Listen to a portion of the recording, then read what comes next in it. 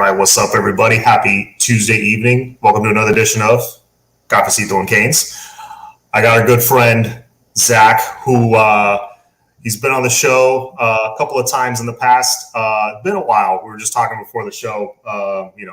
Schedules get busy, but glad to have him on. Zach, catch everybody up to let them know what you're up to and where they can find you. Yeah, so I'm Zach. Love this show. Watch it always. Cafecito and Canes. Love the name. You can find me on Twitter. My handle's on the name there. Also, the 312 show is kind of like my other project. That's good, and I write some stuff for Canes Inside as well. Main thing is I love the Canes. That's it. Awesome. Yeah, it's not many requirements to be on the show. You love the Canes, and you're not a complete jerk. I'll have you on, man. You got interesting stuff to say. Let's go. So let's say what's up to some of the guys in the chat as they file in. Philly Kane, love the Charlie Strong hire. No question, Mario built the top 10 staff in the country. Now we have to win. Yeah, this is one of the first times that I've been excited about certain assistant hires and even head coaching hires in the past 15 years. Probably the biggest one would be Mark Richt, aside from this one. That I've been excited but I was always like, yeah, we got to prove it on the field. This is one of those times where I'm like, yeah, I don't think that's going to be much of an issue. I think that's going to be, at least to show him, maybe not a championship, but to show improvement is going to be the easy part. I don't know. Like, what's been your feeling over these past couple of months? I mean, we're bringing in guys you don't have to go look up on the internet. That should be all you want to hear. You hear these guys, Charlie Strong, just as an example, like you don't have to look him up. You know that he, former head coach at Texas, Louisville, he's the guy. So we're bringing in certified dudes onto this staff. And it's just exciting to see, like, we're finally, like, Mario's just pulling the trigger. He's got the open checkbook, getting the guys that he thinks he could get the job done. And another pattern I've realized, like, he's not even concerned about this year. He's concerned about the years coming. That Frank Ponce hire was huge. Hopefully he can be step into that OC role if Gaddis decides to leave in a year or two. So I'm excited to see that as well. Yeah, it seems like every hire is it's not just big name, great to have on the staff. No, it seems like a very calculated chess move. Right, exactly. And for example, Roland Smith, there's a Huge. guy by the name of Ruben Bain at Central that he already hired. I think I keep forgetting it's Ruben Bain's brother or cousin or something as an analyst on the staff. So, and then, hiring Charlie Strong, obviously, he's one of the best linebacker minds out there. The guy's a legend as far as defensive coaching goes. And linebacker has been a very big issue. I would say, aside from the Perriman years over the past decade. And he's making it clear that, like, to me, he made that move and I'm like, oh, we're going portal for linebacker. And it's going to be like, we're going for a big fish. You know what I mean? Yeah, I agree 100%. Linebacker position, they're the captain of the defense. If you don't have a good linebacker play, you can pretty much count on your defense not being successful. I'm excited. I think we got good guys on the team, but definitely depth does not hurt. And if we can get a guy that can come in and just be that guy, that captain, that leader on the defense, I would be fully open to it. Oh, 100%. 100%. Even though I think we've got 2 or 3 up and coming guys. Mm-hmm. I keep hearing about Tyreek Austin Cave's weight gain. That I knew when Coach Aaron Feld came that some guys' bodies were going to change for the better. Not that Coach Feely was a bad strength and conditioning coach. I thought he was very good. But we got the guy that's considered by some as the number 1 guy in the country. Mm-hmm. So some guys that maybe were lacking in that regard as players, you'll see a boost from them. But Austin Cave, and then guys like Troutman, Chase Smith, who finally will get a real chance. I think he's going to start. Keontre, we'll see what we do with him. You got some young up and coming talent there. Do you think linebacker is going to be now with who we have? Actually, I'll ask you this. Who do you think we'll see the best improvement from, the linebacker room or the offensive line room? Oh, that's a hard question. I'd hope. See, it's kind of hard with improvement for the linebacker group because you kind of expect that improvement just because the guys are getting older. You know, you're getting more experience. I really hope we fix our O line because if we can protect TVD for just that extra second, oh my god! Like you see it with teams like the Rams and you see it like teams like the Bengals. How the Bengals O line, they gave up how many sacks in the playoffs? I don't even know what the number was. It was absurd. Um, and in the Super Bowl, they got to the quarterback the whole time too. It just doesn't work without a good O line, and we protect our guy. Um, I mean, we're gonna be dangerous. That's all I'm gonna say. Not just protect our guy, but give him some kind of a consistent running game. Right. Imagine, Oh yeah. I didn't even mention that, the running game too. You gotta, as an O line, it's just all mentality with that. Technique. Maribel's the best in the business. I think we're gonna see some good stuff out of the O line. 100%. Les, what's going on, brother? Thank you for coming on. So yeah, because like obviously we have talented backs, and Jalen Knighton settled in that role very nicely, but you still, like 80% of the time, it felt like he was running into a wall. Imagine like, It was every time. Every yeah, time it felt. It was we would run the same run play too every time. I, yes, I'm just excited that we're, fresh start with yeah, everything. exactly. Let's see what Canes 1973 saying the biggest difference I think we see is no favoritism, seniority, best man up for all positions. Who? Let me ask you this question: who do you think? Maybe we can go one offense, one defense. Who do you think is one guy that we're going to see, like, because I keep bringing this name up. I think I said it on Sunday. Tommy Streeter back in the day was like, very talented wide receiver out of Northwestern, never given a chance until Randy Shannon left and Al Golden came, and we were all like, how the hell did this guy not see the field? Yeah. Who's going to be our Tommy Streeter of this year, offense and defense? Where after this season, we're going to be like, how the hell did he not get playing time last year? Like, what was going on?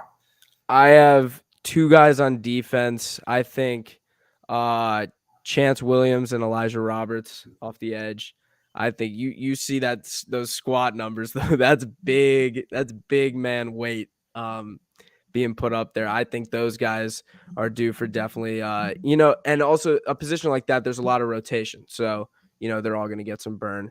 On the offensive side, so you're saying like guys that you expect to get more run this year, or Guys emerging their that we role? were like, yeah, who was on the team last year, obviously, so can't be like a true freshman. Someone who was on the team last year and just kind of hanging around the bench, didn't get much playing time, and all of a sudden does, and you were like, why didn't he get playing time to begin with? Right.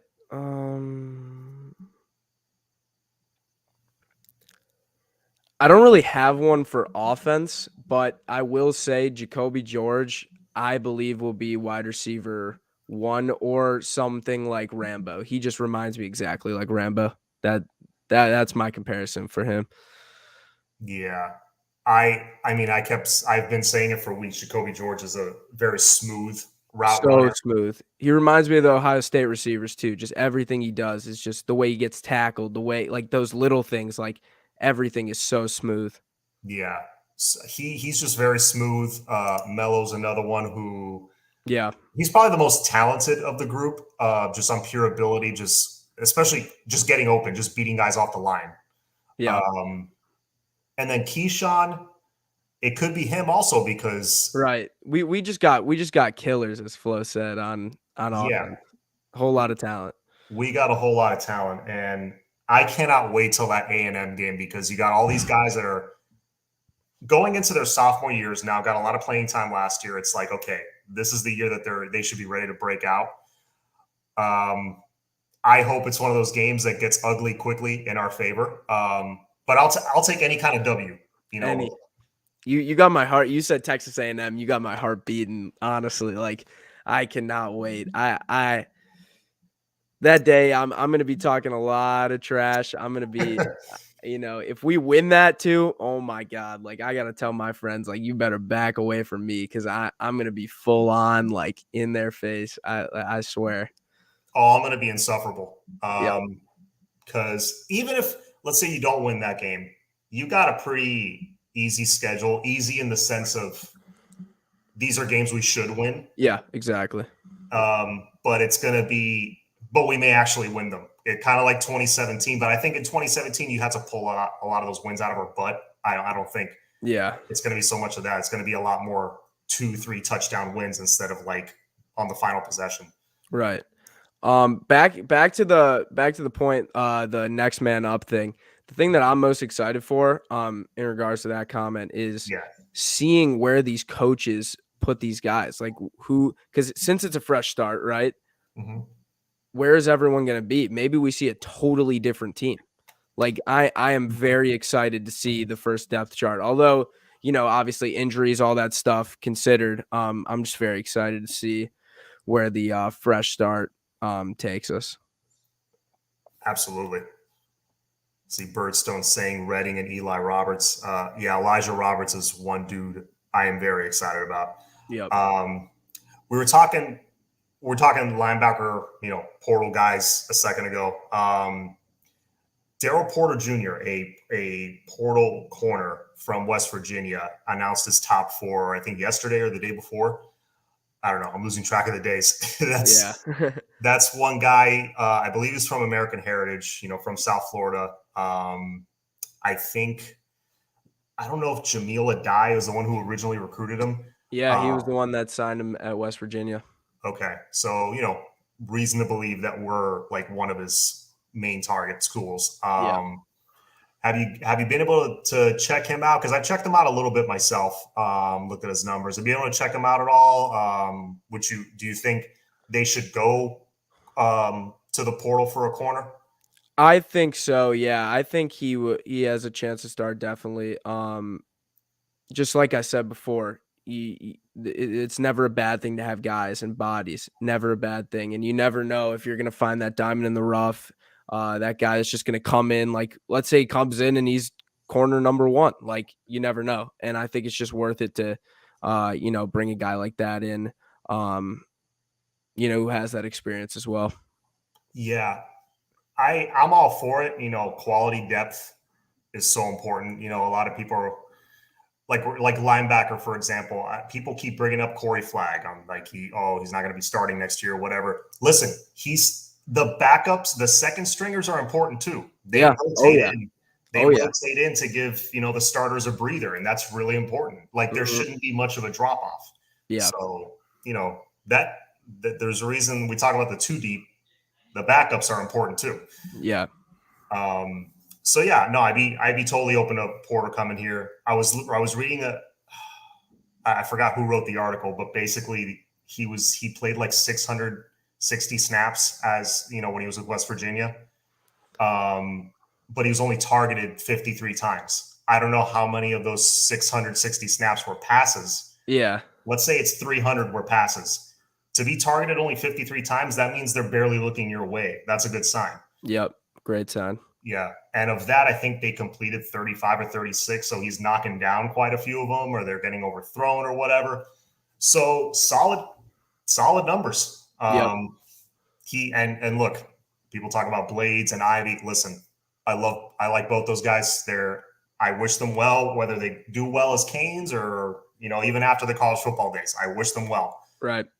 I don't see them as starters on this team. I don't and never will. I'm sorry. I would love to see all those guys succeed, everyone succeed, but competition will bring out the best one.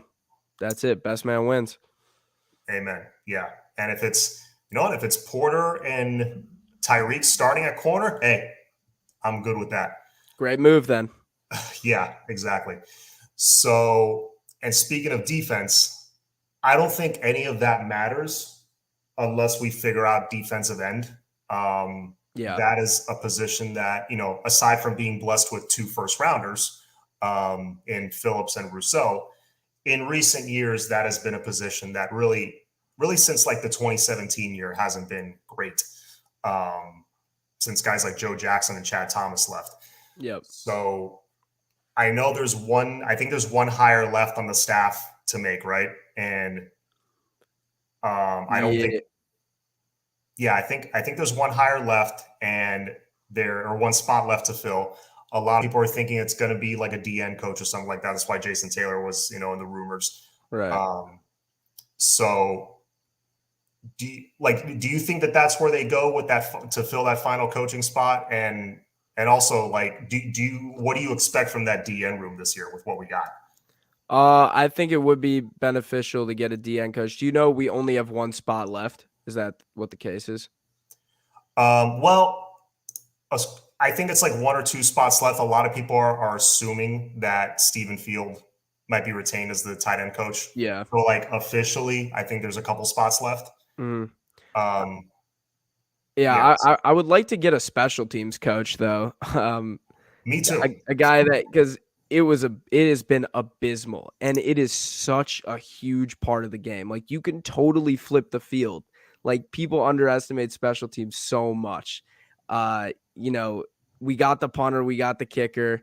We just need to put it all together, and that's why I think we need a good special teams coach, guy that could lead that group. But in regards to D end, we just need someone to step up, take that starting defensive end role. I think that's the only thing. We got the talent. Let's see who develops and who takes that spot or the two spots.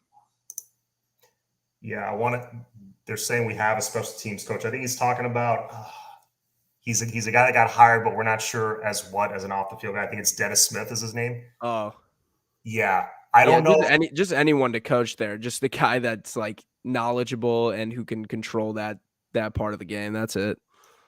Yeah, because one thing I've noticed and maybe gets overlooked. Yeah, the return game obviously important, and I think we got guys that can fill that role nicely. Yeah. Especially Brashard. Oh my God, do we have a? Because we talked about the guys before at receiver, we forgot about Brashard Smith. Yeah. Oh my God.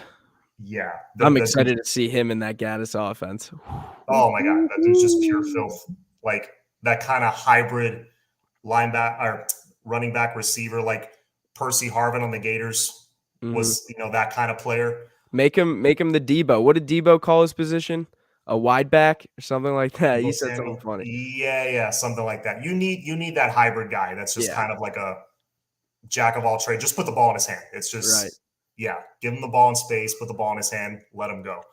But yeah, the return game is important. For me, though, it's pinning teams deep with a punt and just not letting the returner slip through for 20 yards. We let that happen too many times. Oh my, we are Miami. We're faster than everyone. How is that possible that we punt the ball and we even let them return it 10 yards? That should be, if you're on that return team, you should want nothing more than to not let that returner move, because you're fighting for a job. Like, you're not the starter. Obviously, you're on special teams. Like, you got to fight. And I think, like, if we just get that, it's those little things, like just pinning the returner, getting that down there and tackling, showing that pressure. It's all those little things that just come together that'll, make this team a very successful team.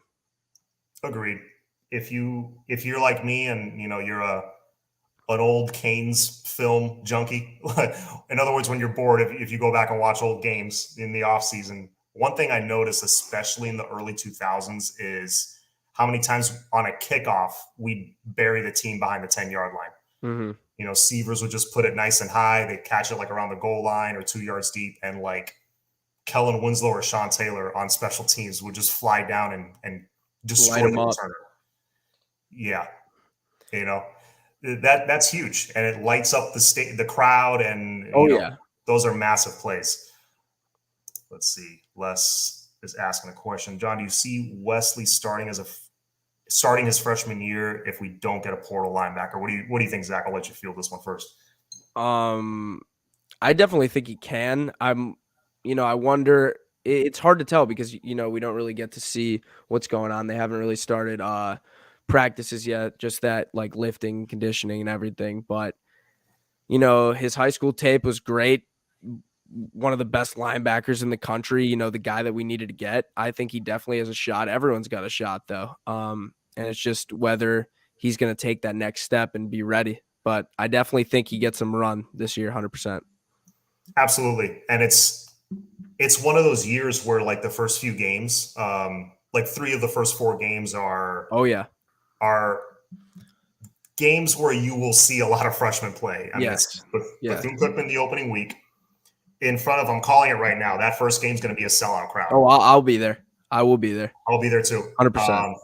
I'll be there bright and early. If it's hopefully it's a night game because Oh, please, please. Night games are so much better. Oh my God. especially those openers like against Oh FAMU yeah. or Bethune, it's much better when it's evening because for those that are watching from out of state, maybe you don't come down to Miami often. September 3rd is basically still summer. It's going to be hot as balls that day. Yeah.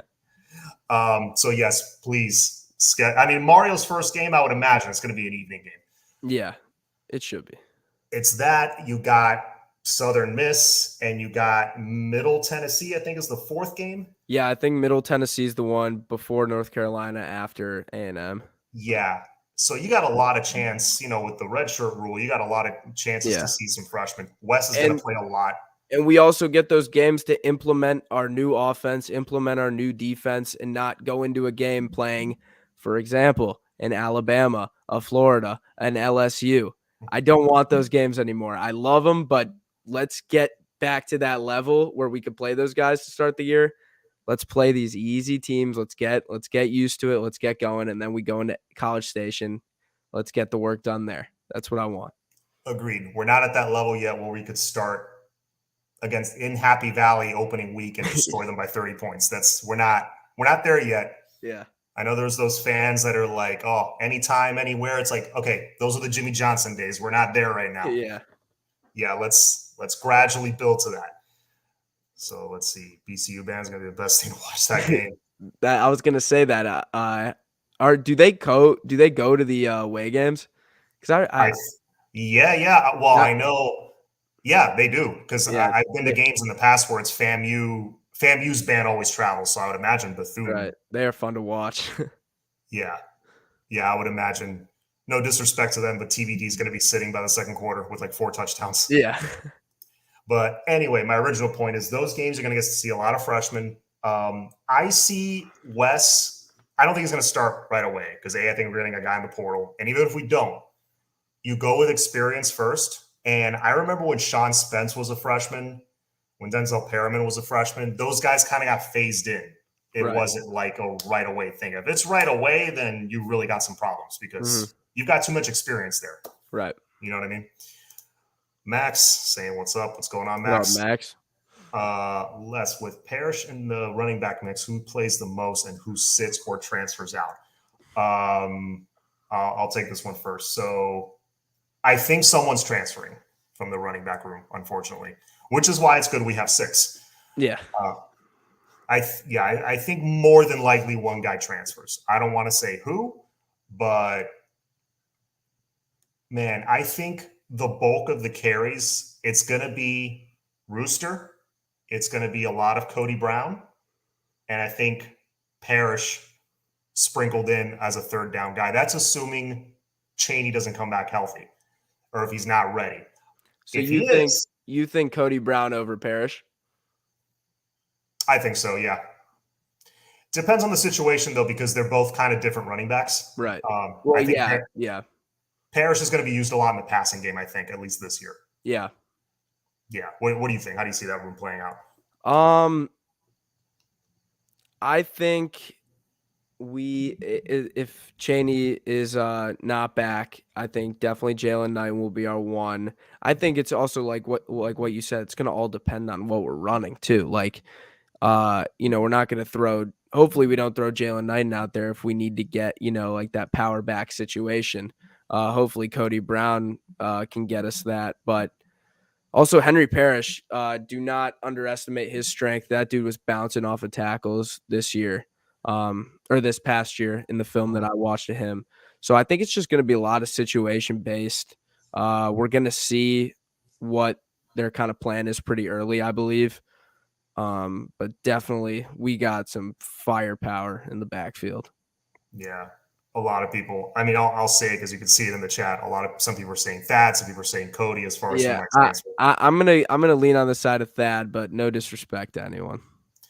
No, whoever leaves will, I think, start wherever they go. I think they're Yeah, that good. yeah, But man, I was saying Cody before because he got more playing time last year, and I like what I saw. But yeah, man, Thad in that Virginia Tech game ran yeah, so hard. I and mean, he is huge too. Like he is big.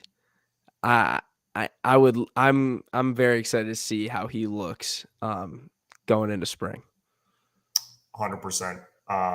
Yeah, in that new strength program, and now that he's is a little more comfortable in the role. I think I remember hearing. I was listening to a game on the radio last year. I think I was Mhm. driving home. I think it was from the Central Connecticut game. I was driving home already, but they were still playing, and the announcers mentioned something about him having a few issues with fumbles or something in practice. But I'm sure he's figured that out. Yeah, And yeah, in that Virginia Tech game, it just he like the other running backs had no room to run, but it didn't matter. He was just going through yeah, dudes. yeah. So Toby says, how many combined rushing yards do we get this year? 2,000? I think it's going to be more than 2,000 because Yeah, Gaddis had 3,000 rushing and 3,000 passing last year for Michigan. yeah. I think we're definitely it's going to be balanced, but I'd say we have more passing than rushing just because of TVD. Yeah, I'm not really sure because also, Gaddis didn't really, he said I call plays to where my talent is, and you got to adapt to the talent you have and the strengths you have. So I'm sure we're going to be you know, a little bit more passing, but I'm not really sure on specific yardage, rushing wise.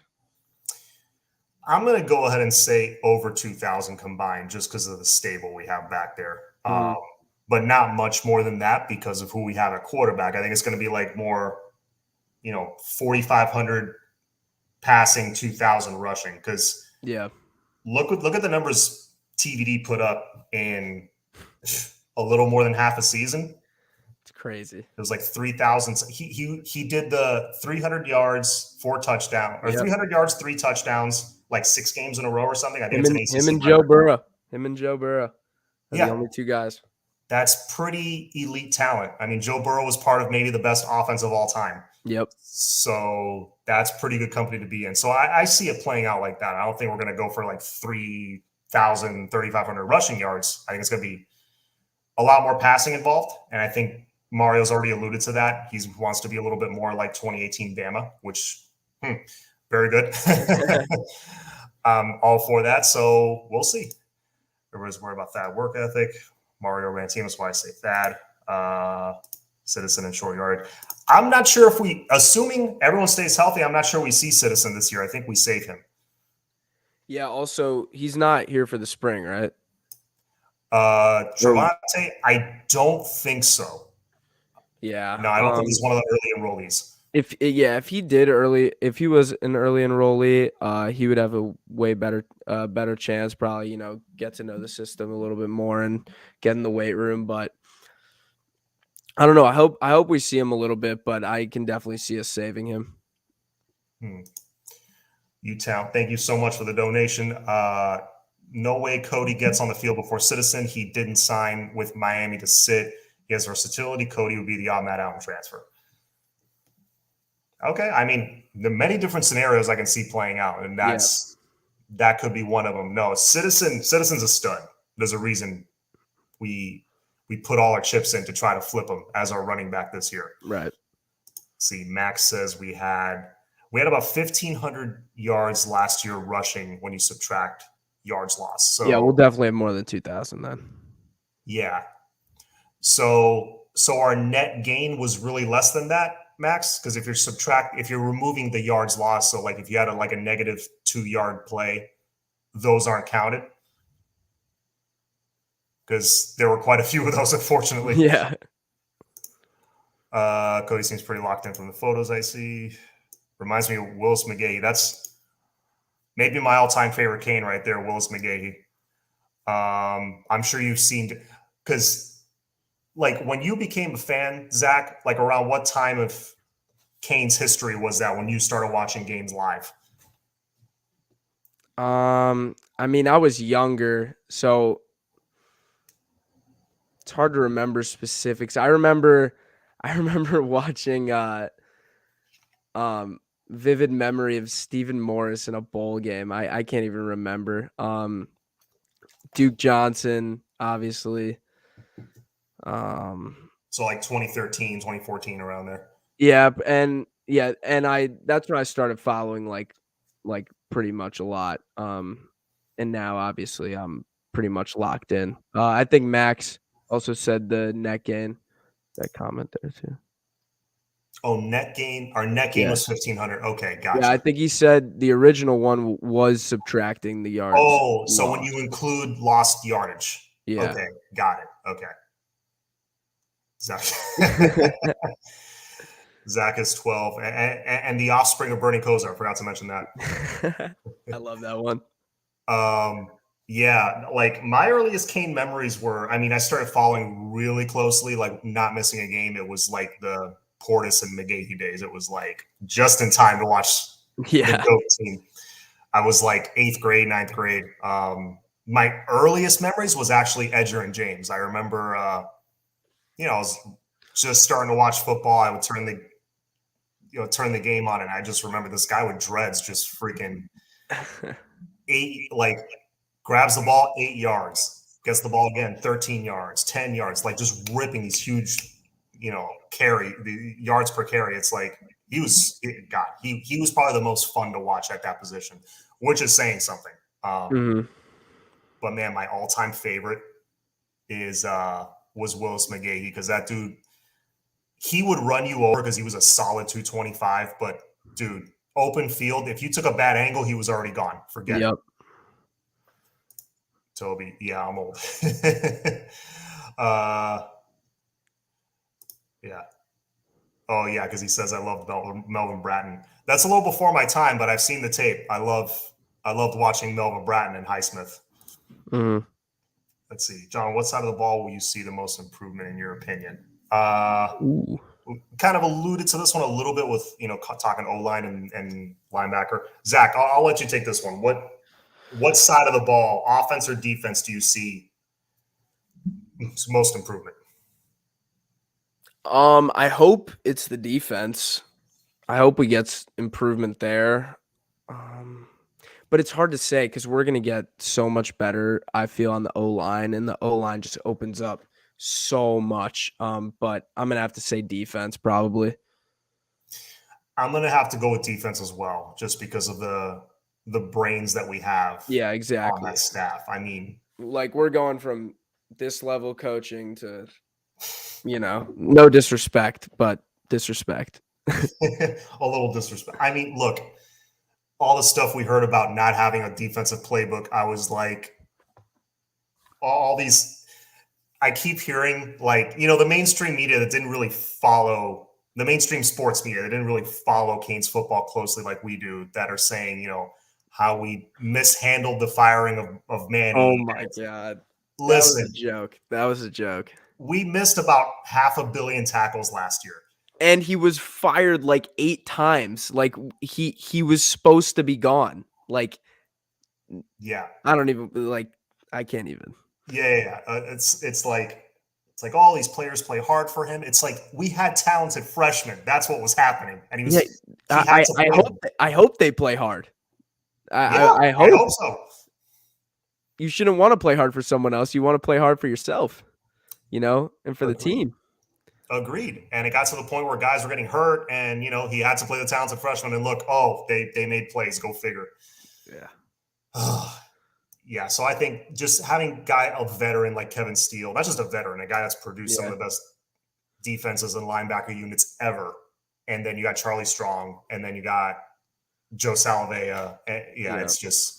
it's absurd, the difference. I want to make a quick point on Kevin Steele and Gaddis actually, Yeah. and pretty much all the new coaches. You see a little trend.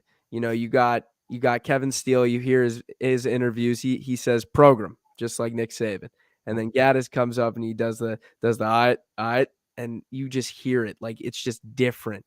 And you can tell that Mario's getting the guys that have been in winning places like Alabama, and that's what gets my juices going even more. Hearing these guys like so motivational, you could just tell they're just like different level of talent staff wise. They're football coaches, Yep. like not politicians, not guys that know how to say the right thing in front of the media. These are true football coaches. Yep. So Les is asking, well, let's see, regarding offense or defense. Max is saying defense. Let's see, Virginia Tech. Oh, Willis McGahee. Yep, I was at that game in the OB. Do you think? I think it would be defense with Steele. We finished last in missed tackles in all of D1 football. Yeah, it was pretty horrendous. Let's see. But anyway, back to Les's question. I thought it was a good one. What receivers do you guys think will start this year? So I'll give three: two wideouts and a slot receiver. I think the slot receiver is still going to be X, and my two starters for right now are Keyshawn and Jacoby. A lot of people are going to be quick to say Frank Latson, but I don't know. He's had the injury issues. I need to see it first. But for right now, those are my three. It's Keyshawn, Jacoby, and X. Who do you got? I definitely have X at the slot. Did you see that video they posted today, by the way? Which one? There was one I of saw them. videos like X getting off the line. He just looked so fast. He gets off the line and then all of a sudden he's 10 yards out already. I think, he's gonna show some things definitely. I like Jacoby. I think Jacoby's gonna start. I think Ladson's gonna start as well. From what I've watched. Obviously the injuries, everything. But his catch radius, like he just goes up and gets it. Like he is that guy that we need to just like go fight for the ball. Keyshawn Smith too. I think we're gonna get some movement too. We're gonna see a lot of packages with like Rashard Smith. We're gonna see some Mello too. Just once again, a position that is full of talent, and I hope we get to see, a bunch of the guys. Yeah. 145 in the chat, guys. Thank you very much. Appreciate it. Got Zach on from Kane's Inside and also from the you said the 312 show. 312 show.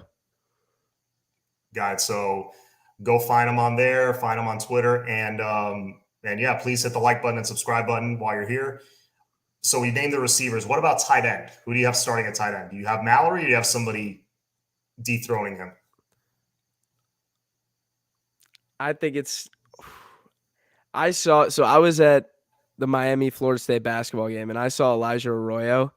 Mm-hmm. Oh my God. Like you hear all this stuff that he's huge and all that. Like this man is actually like looks like a superhero. Like Mm-hmm. this dude is massive. But I don't that experience from Mallory, I think is just, is going to get him that. I also think we're going to run some 2 tight end sets. So they're both going to get a lot of run. But I think Mallory's going to start. But definitely you're going to see Arroyo as well. Yeah, I agree. I don't think Mallory gets unseated as the starter only because I think he had such a good rapport with TBD. Yeah. And he played well at the end of the year too. Yeah, no, the entire second half of the year, like after that 2-4 start, yep. From that point on, he was one of the better players on offense. Yeah. So yeah, no, I was very happy to hear when he decided to come back. Hopefully they teach him how to block. Yeah. That would be fantastic because Arroyo, that's the thing about his game. Arroyo can already pancake dudes. Right. So he's going to get playing time from that. And I've also seen Arroyo in person, and you're not kidding. 6'6", 250 in person, like right in front of your face, looks just it just looks different. You don't look human. Yep. Let's see. I see Mallory becoming a TD security blanket, leading the team in TD receptions. Thoughts? That could definitely happen. I agree. I I saw in that Ohio State game, especially with Gaddis, a lot of 12 personnel. I saw some 13 personnel. He throws in some funky formations in there. Yep. So wouldn't be shocked. Um, let's see. Now that we got Steele and Strong, is Anthony Hill a lock?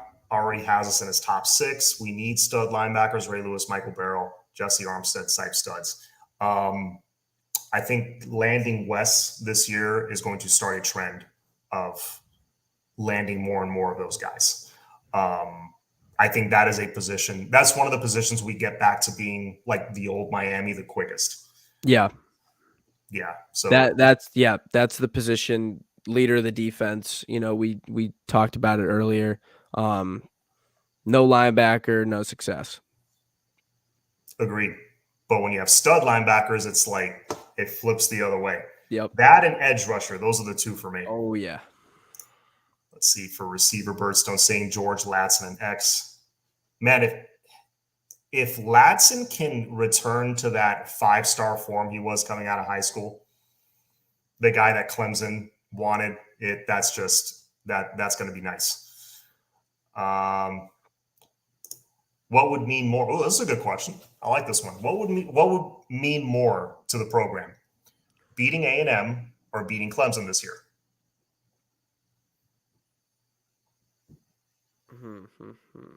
Well, depending on like the it all depends on like what the ACC looks like.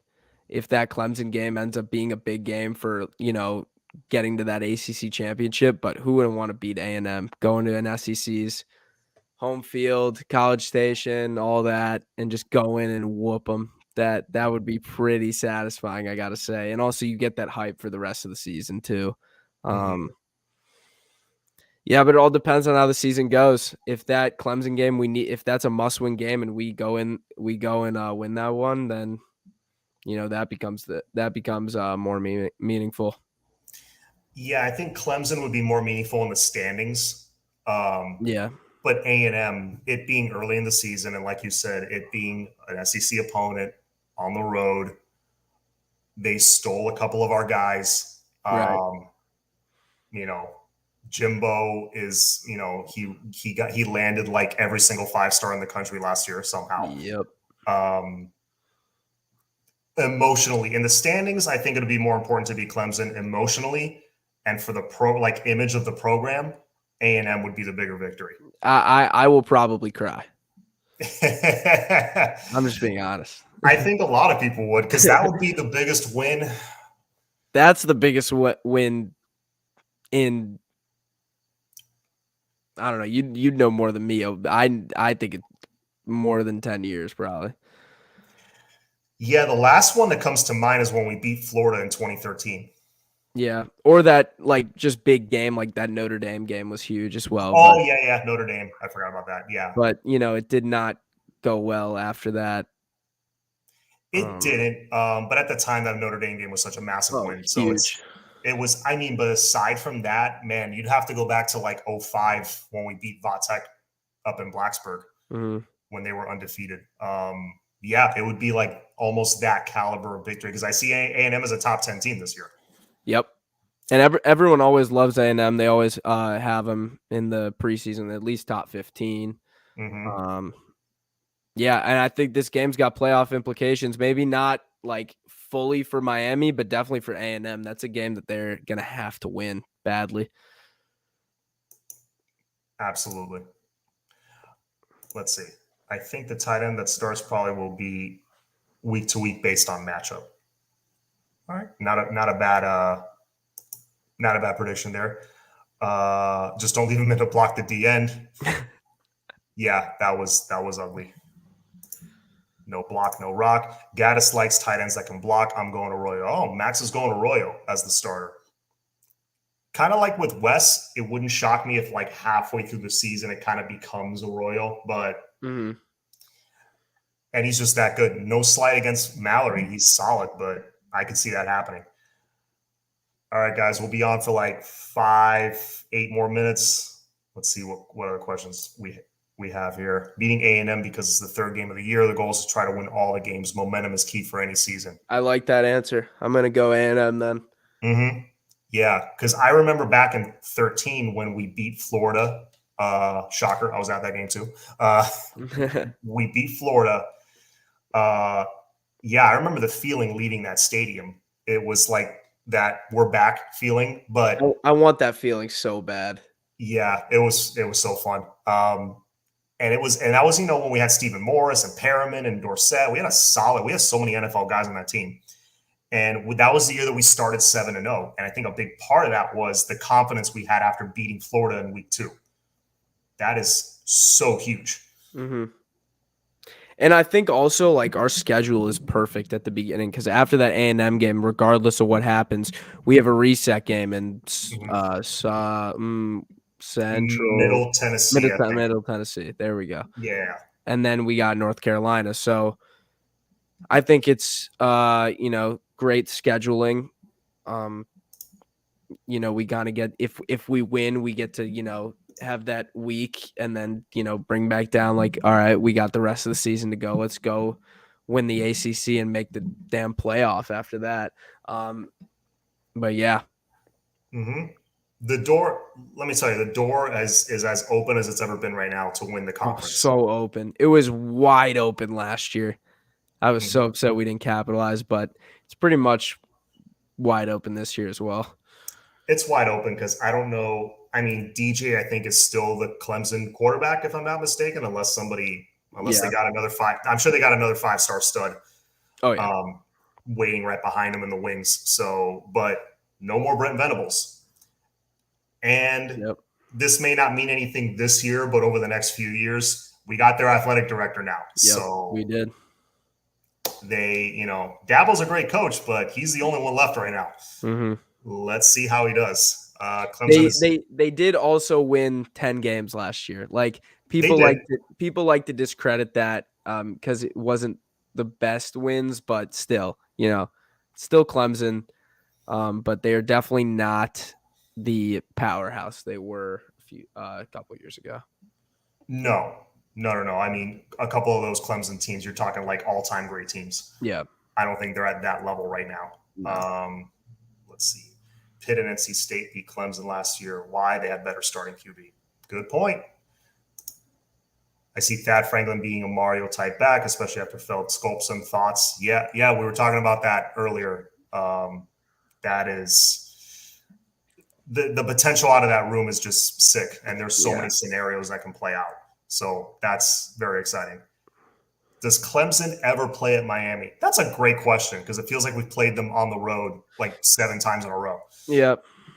The last time we played them at home was the Al Golden getting fired game, the 58-0 game or whatever. That's one game I did not go to, and I'm glad I didn't because I saw the whooping coming. We need to beat Clemson at home. They have the longest home winning stretch at 31 games. Beating Clemson at night bears. Ooh, I did not know that. That's another one. Maybe they're equally meaningful.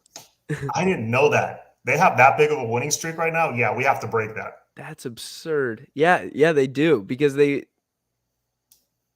teams don't play their big out of conference rivals at home or away anymore. It's all neutral site basically. Especially a team of that caliber, like last year, they kicked off against Georgia. I think it was a neutral site game. Yeah, that was not. I don't think that was anywhere. Yeah, I think it was neutral site. Yeah, but yeah, beating them in their house. I mean, look, we're nitpicking. Both wins, either win would be huge. Yeah, but man, I didn't know they had 31 in a row. We got to break that. Yes. We got to break that because I mean that could be the passing of the torch game. It could be because I think officially Boise State beat our 58 in a row at home streak, but I don't know about you. I personally don't count that because they played so many cupcakes and we played a crazy amount of top 10 teams at home and we destroyed all of them. Yeah. So I'm sorry, that Boise State one to me doesn't count. And we also won. It's not part of the 58, but we also won Orange Bowl games during that streak. Right. You include those, it's like 60 something. Right. Let's see, Anthony John, what is, I think he means, Jaleel Skinner's competence in terms of blocking, because it seems that would be a type of tide, and Mario likes to recruit a guy who can catch and block. I don't know what his competence is in terms of blocking. Do you know anything in that regard? Not really. I'm sure he can, but it's a whole different ball game from high school to college anyway. Mm-hmm. So I think it's just one of those things. Blocking, you learn it. You learn as you go. You got to experience it. Yeah. Yeah, it's definitely you don't know until they get to that level, like you said. Yeah. And Jaleel Skinner to me is more of a receiving tight end. Mhm. I mean, one of the best. Yeah. I cannot wait to see him up close. But he's a guy that you're probably going to flex out wide a lot. That new Yeah. age type kind of tight end. Uh-huh. So yeah, we'll see. I mean, Kyle Pitts didn't block that much, and he made a lot of money. So That's very true. let's see. Yeah, we won't play them again until after the streak is over. No one has. We have the record of 58. Okay. I could have sworn Boise State either got close or beat it. But again, I think in their streak, they played like one top 10 team the entire time. Yeah. It's just, there's no comparison. All right, we'll get off in a couple minutes, guys. If we don't beat them this game, we don't play them again until after break the streak, I meant to say. Okay. Oh, good point here. Biggest game is in Charlotte. If there's a scenario, I don't think it would work out like this, but let's say hypothetically, you don't win either Texas or Texas A&M or Clemson. Play him again. But yeah, you play them again. Let's say, you do what you got to do. You win the Coastal. You play them again in Charlotte or whoever else in Charlotte, and you win the ACC. Finally, for the first time in program history.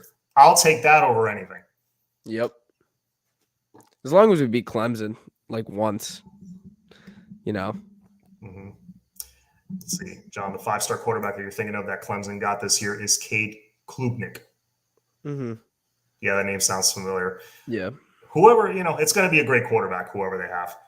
All right, guys. So I think we'll stop it there. We're at 159 in the chat. Yes, Les, thank you so much. You beat me to it. Please hit the like button, hit the subscribe button.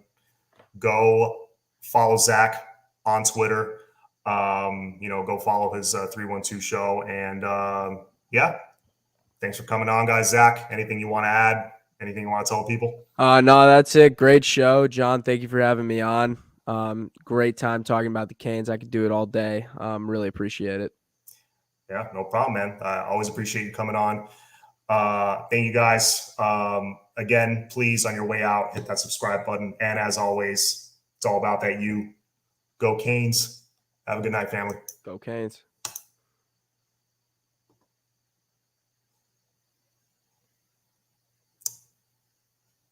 And is it off? Am I still live? Hang on. End broadcast.